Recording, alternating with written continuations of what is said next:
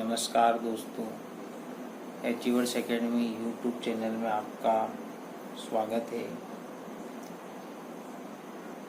बाल विकास के महत्वपूर्ण प्रश्नों की श्रृंखला में आज आपके सामने 15 कल की भांति अत्यंत महत्वपूर्ण प्रश्न लेके आए हैं।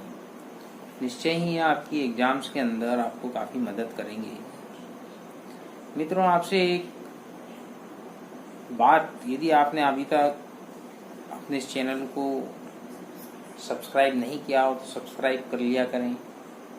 साथ ही हर वीडियो को लाइक ज़रूर किया करें ताकि उससे हमारा हौसला बढ़े और हम आपके लिए अच्छी और परीक्षा उपयोगी जानकारी और अधिक निकाल के ला सकें और हमारा उत्साहवर्धन हो। तो पहला प्रश्न बहुत ही इम्पोर्टेंट है और इसको जान लीजिए आप।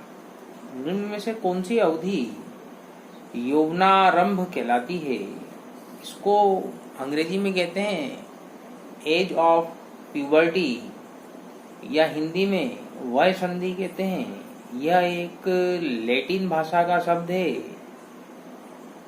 प्यूबर्टी, जो मुख्यतः प्यूबेस से बना है। प्यूबेस का लैटिन में अर्थ होता है जननेंद्रियों के बाल।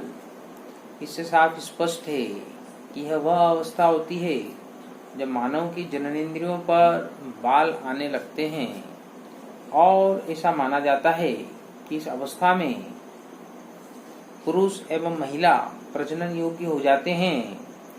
पुरुषों के टेस्टिस ग्लैंड से टेस्टोस्टेरोन सीक्रेट होने लगता है, जबकि महिलाओं में एस्ट्रोजन और प्रोजेस्टेरोन होता है। तो बच्चों, इसका उत्तर बी होगा 13 से 16 वर्ष। ऑप्शन फिगर के अनुसार डी वाला भी आप लगा के आ सकते हैं, लेकिन वो गलत हो जाएगा। ठीक है बच्चों, तो puberty, age of puberty 13 to 16 years is the right answer. Second number, प्रगतिशील शिक्षा में बच्चों को किस प्रकार देखा जाता है? तो देखिए, वैसे तो बच्चे खाली प्लेट के रूप में होते हैं, आप जो परोसोगे वह उसको अडाप्ट कर लेंगे, लेकिन थोड़ा सा प्रगतिशील शिक्षा का कॉन्सेप्ट अलग है। इसके अंदर बच्चों को जो है सक्रिय अन्वेषकों के रूप में देखा जाता है। ऑप्शन फिगर डी, किस रूप में? सक्रिय अन्वेषकों में। निष्क्रिय अनुकारक बिल्कुल नहीं आएगा, छोटे वयस्क बिल्कुल नहीं आएगा, खाली प्लेट यह भी प्रगतिशील शिक्षा में नहीं आएगा। इसलिए आप इसको तीनों को हटा सकते हैं, ए बी सी को। डी आपका आंसर फिगर हो जाएगा। तीसरा प्रश्न, वाइगोत्स्की के अनुसार अधिगम एक है। तो देखिए, वाइगोत्स्की के अनुसार अधिगम एक सामाजिक गतिविधि है जिसको बहुत ही आसानी से आप समझ सकते हैं। अधिगम अर्थात क्या होता है? सीखने की प्रक्रिया, सीखना, लर्निंग।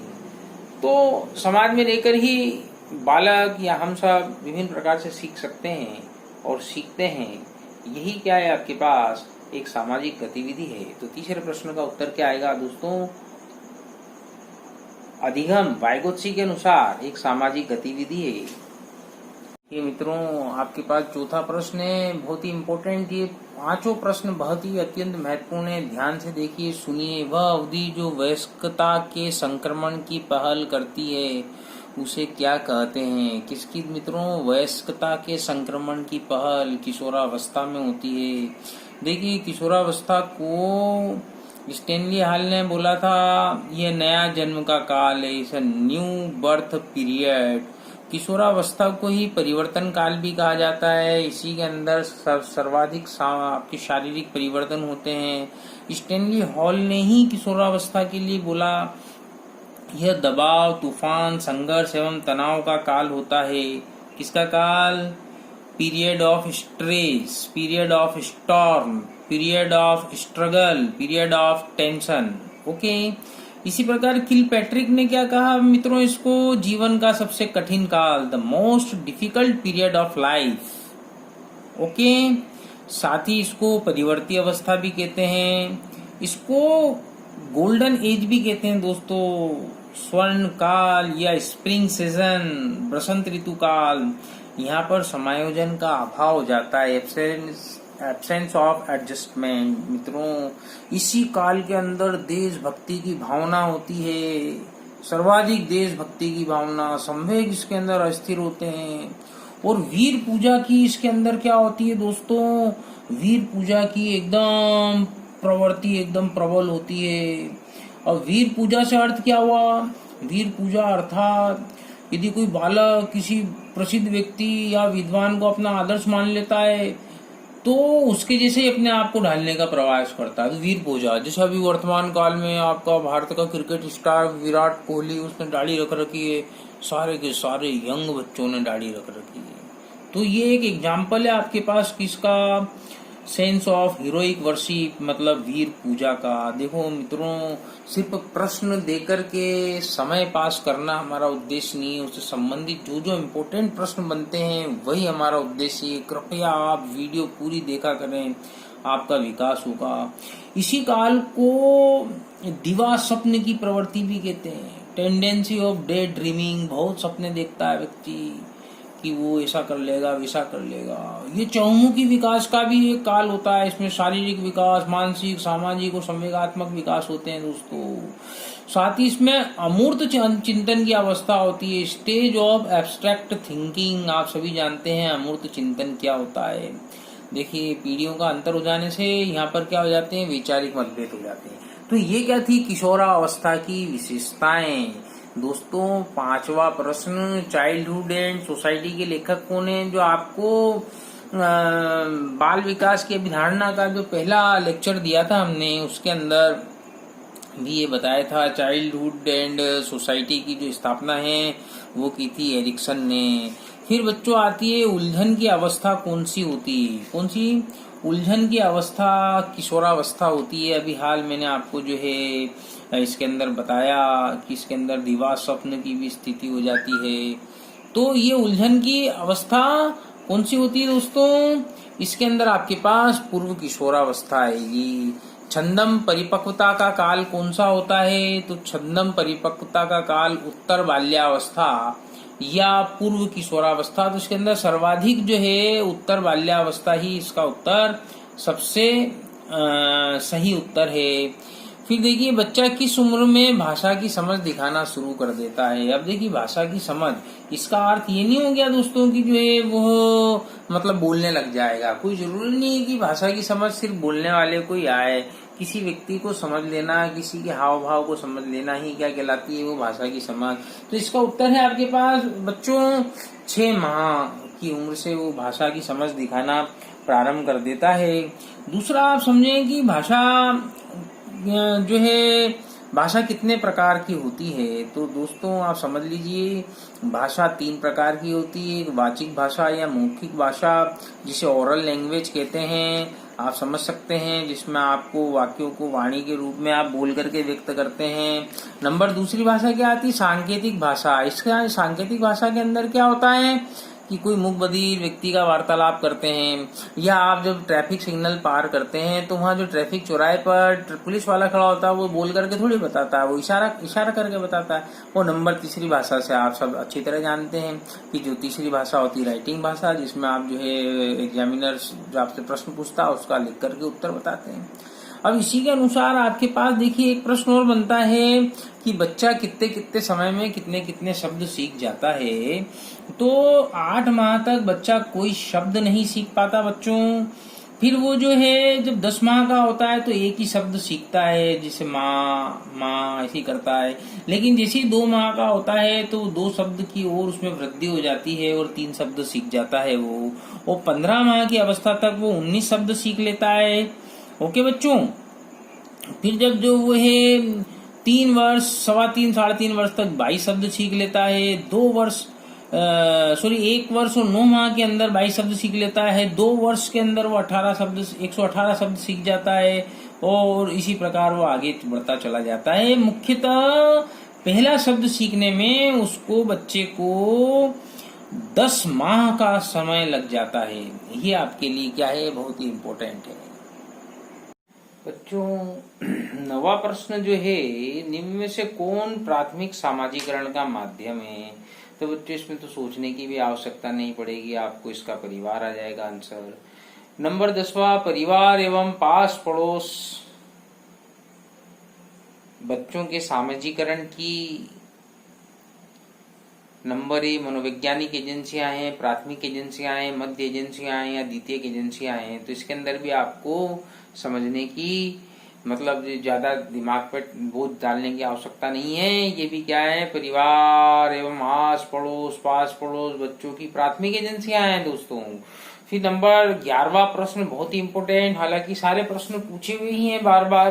क्षैतिज डेकल आयु नामक घटना का वर्णन किसने किया? तो दोस्तों क्षैतिज डेकल आयु की घटना का वर्णन पियाजे साहब ने किया था। अभी आपको ध्यान होना चाहिए, हम पियाजे की वीडियो बहुत जल्दी प्रदर्शित करने वाले हैं, जिनके विषय के अंदर महत्वपूर्ण जानकारियां दी जाएंगी। निर्देशात्मक शब्द सूचित करता है, निर्देशात्मक शब्द विशिष्ट गुण प्रदर्शित करता है। देखिए 13th वाला क्वेश्चन है आपके पास, पर्यवेक्षण का मुख्य ध्यान केंद्रित होना चाहिए, पर्यवेक्षक है सॉरी, उसका मुख्य ध्यान काय में होना चाहिए कि भी सीखने की स्थिति में सुधार हो रहा है या नहीं, उपकरणों का प्रबंध, प्रतिस्पर्धा कार्यक्रम या रिकॉर्ड्स का रखरखाव। तो इसमें भी ज्यादा सोचने की आवश्यकता नहीं है, सीखने की स्थिति में सुधार। नंबर 14 वाला क्वेश्चन है आपके पास, निम्न में से कौन सी ग्रंथि व्यक्तित्व विकास को प्रभावित नहीं करती? तो यहाँ आपके पास आंसर है पिट्यूटरी ग्रंथि या pituitary gland, adrenal gland, thyroid gland या पीनियल ग्लैंड। तो आपको थोड़ा सा यहाँ आपके पास विभिन्न प्रकार की जो ग्रंथियां हैं इस विषय में थोड़ा सी जानकारी होना बहुत अनिवार्य है दोस्तों। पिट्यूटरी ग्लैंड या मास्टर ग्लैंड या पीयूष ग्रंथि एक ही बात है। जो आपके पास पिट्यूटरी ग्लैंड जो होती है ये शरीर की मास्टर ग्रंथि इसलिए कहलाती है कि शरीर के अंदर विभिन्न जितनी भी ग्लैंड्स हैं उन सबों का जो है दिशा निर्देशन पिट्यूटरी ग्लैंड द्वारा होता है। मस्तिष्क के अंदर ये आपकी जो नोज होती है इसके पैरेलल मस्तिष्क के अंदर धसी हुई होती है, स्नेफाइड बोन्स उसके अंदर स्थित होती है। तो यह व्यक्तित्व के विकास को बहुत अच्छी तरह से प्रभावित करती है। दूसरा आपके पास एड्रिनल ग्लैंड। देखिए बच्चों एड्रिनल ग्लैंड से एड्रिनलिन हार्मोन निकलता है। क्या बताया आपको? एड्रिनल ग्लैंड से एड्रिनल हार्मोन निकलता है। ये हार्मोन जो होता है आपका शरीर के अंदर जो आपका जो विभिन्न प्रकार के आपके इमोशंस को कंट्रोल करता है उस प्रकार से यह कार्य करता है। दूसरा यह जब आपको गुस्सा आता है उसको भी कंट्रोल करता है। तो गुस्सी होती है तो मुस्कुराने के लिए देता है आपको। तो निश्चित तौर पर ये तो आपके विकास को जो है प्रभावित करेगा ही करेगा। दूसरा जो इसकी स्थिति होती है बच्चों किसकी, एड्रिनल ग्लैंड जो होती है ये आपकी किडनी के ऊपर लगी होती है, अधिवृक्क इसका हिंदी में नाम है और अंग्रेजी में एड्रिनल कहते हैं। इसकी स्थिति कहाँ होती है, किडनी के ऊपर होती है। तो ये बहुत सारी चीजों को प्रभावित करता है। थायराइड ग्लैंड तो बिल्कुल प्रभावित करता ही करता है। आप जानते हैं थायराइड के बारे में, आपके जो ग्वाइटर होता है गले में स्थित उसी के साथ में जो है थायराइड ग्वाइटर से निकलता है और वो भयंकर रूप से जो है पर्याप्त प्रभाव पड़ता है। तो आपके पास इसका आंसर क्या आ जाएगा बच्चों, पीनियल ग्लैंड। पीनियल ग्रंथि जो है व्यक्तित्व के विकास को प्रभावित नहीं करती। लेकिन एक बात जान लें, मनुष्य के लिए पीनियल ग्लैंड तीसरी आंख कहलाती। क्या कहलाती दोस्तों? Pineal gland is third I for human. Okay, और ये मस्तिष्क में स्थित होती है। एकदम छोटी सी ग्लैंड है जो अंतःस्रावी ग्रंथि होती है। इससे सेरोटीन और मेलाटोनिन सीक्रेशन होता है और बहुत सारी गतिविधियों का जो है संचालन करती है। और पीनियल ग्लैंड जो होती है इसका साइज पाइन शंकु से मिलता है। पाइन कोन होता है उससे इसका साइज मिलता जुलता है, इसलिए इसका नाम पीनियल ग्लैंड रखा गया है दोस्तों। ठीक है, 15वां क्वेश्चन आपका आखिरी आज का प्रश्न, शारीरिक शिक्षा व खेल में सबसे प्रभावी संपर्क किसका है? तो बच्चों ये खेल प्रतियोगिता का सबसे प्रभावी जनसंपर्क कहलाता है। खेल बालक के विकास को एकदम गति प्रदान करता है, इसलिए आप सभी जो शिक्षक रहेंगे बच्चों को खेल के प्रति प्रोत्साहित करें। आप माता पिता भी बनेंगे, उसमें भी अपने बच्चों को खेलने आवश्यक रूप से भेजिए। मित्रों, अभी तक आपने यदि अपना achiever academy Neemuch YouTube channel subscribe नहीं किया हो तो सब्सक्राइब कीजिए, हमारी वीडियो को लाइक कीजिए और उसको शेयर कीजिए। धन्यवाद।